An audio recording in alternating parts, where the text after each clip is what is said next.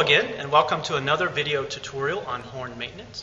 My name is James Boldin. I'm an assistant professor at the University of Louisiana at Monroe.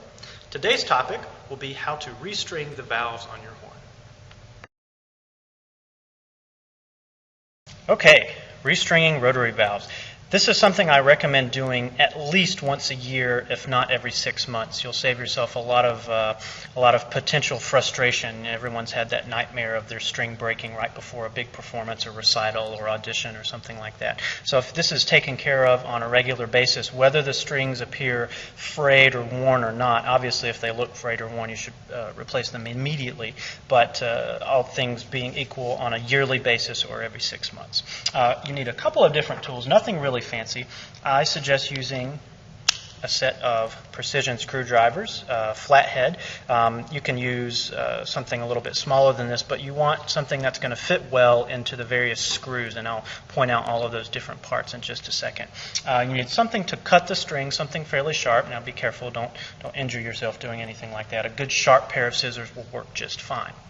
And of course, you need some sort of valve string, something to restring the horn with. Now you can buy really fancy stuff and buy it from a music store or an instrument shop, and that's perfectly fine. I like to get mine in bulk though, and what I like to use is braided Dacron trolling line, and this can be bought in large quantities. I have 150 yards here, and that'll last me the rest of my playing career and would last an entire section, probably their entire playing careers as well. This is 50-pound test. I wouldn't go any lower than 50 pound. You want something that's going to be thick enough to be strong, but not so thin that it can break.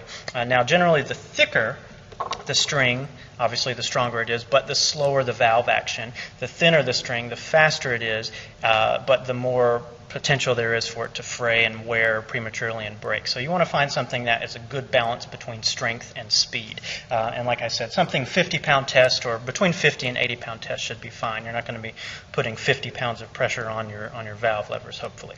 Let me point out a couple of different places on the instrument to be aware of, and I'm going to be referring to those. The first is the valve lever. Okay, this is the arm that engages the valve. There's a hole in the middle of it, and there's a hole at the end. There's a screw at the end of that valve lever. We're going to call it the valve lever screw. This is the stop arm. That's what keeps the valve working within a confined area. And there's a screw in the middle of that stop arm called the stop arm screw. So, step one.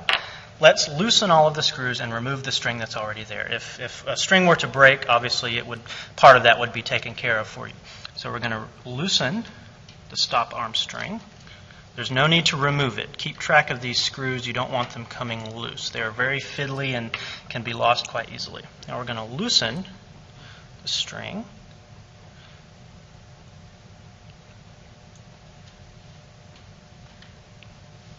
Remove it, pull it out.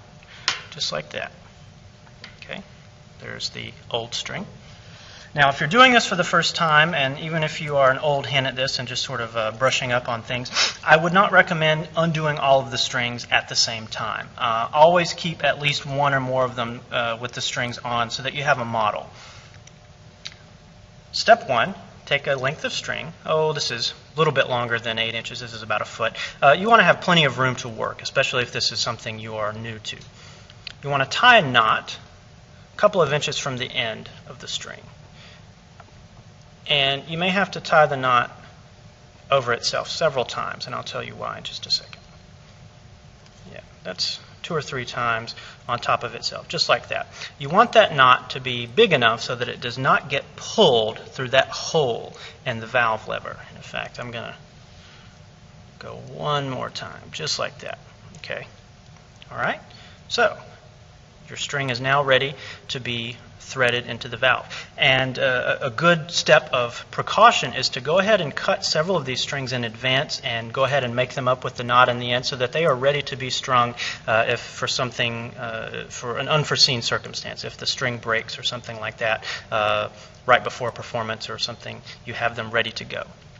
Now, what a lot of people recommend doing is slightly singeing the end and then using a paper towel and drawing it this way to make a nice point. But if you use a pair of sharp scissors, it will keep it from fraying anyway. And that aids it in being threaded through the holes, and it also keeps it from fraying over time.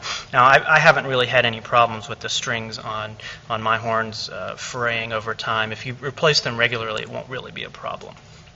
Okay, so thread through the hole in the middle of the valve lever, just like that. Go ahead and pull it just to make sure it's not going to slip through. You're going to bring it around the opposite side of the stop arm and around the stop arm string in a figure 8, just like this. Okay? Just like that. Okay? I'll do it again just so you can see.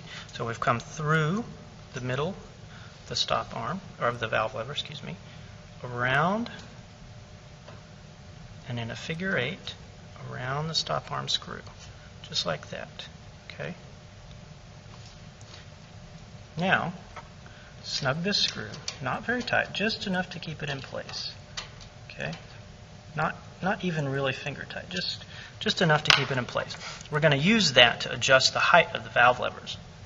So that's the first part of that complete. We're going to go underneath the string that we've already put through, just like that, and through the hole in the end of the valve lever, just like that. Okay? Then I want to wrap this around the screw in the stop arm, or in the valve lever, and tie just a little knot. Just go underneath it once, just like that. Okay? And snug that up.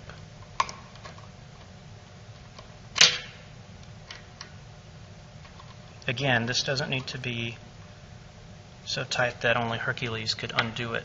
Just finger tight. Okay? Now, you're going to cut off the excess at the end, and if you would like to singe it a little bit or melt it so that it stays unfrayed, that's perfectly fine. So the main part of the job is now done. The valve will work just fine. Now, an important thing to do is to check the tension. Now, by checking the tension, I mean push just a little bit on this string. It should move easily, but not be so loose that there's a lot of slack in it. If there's too much tension, it can cause abnormal wear on the valve. If it's too loose, you run the risk of it, slipping or something like that. Now, if both of these screws are good and snug, but not over tight, and your tension is fine, okay, if you need to adjust the tension, you can do it by loosening the screw in the end of the valve lever and just letting out a little bit of slack. Okay? Now the next step, if we're satisfied with the tension on the string, and it looks good to me, the valve seems to be working just fine when I engage it, nothing seems to be slipping, is to adjust the height. Now this is very, very simple. There's no need to undo anything that you've done. There's no need to restring the valve or anything like that. All you do is loosen the screw in the stop arm, and you will see the string start to give a little bit. Okay? Now you can essentially put the valve lever wherever you would like and tighten that string. And wherever you tighten it, the valve lever is going to stay. You can use a table, the edge of a table, to keep all of the levers in the same place, and you can loosen them and retighten them. So let me show you that again. Get the valve basically where you want it. Loosen that stop arm string. Loosen it just a little bit more if you need to. Get it even. And then screw it down there. Now you can see that they're fairly even, and you can do some fine tuning as you go along and get better at this.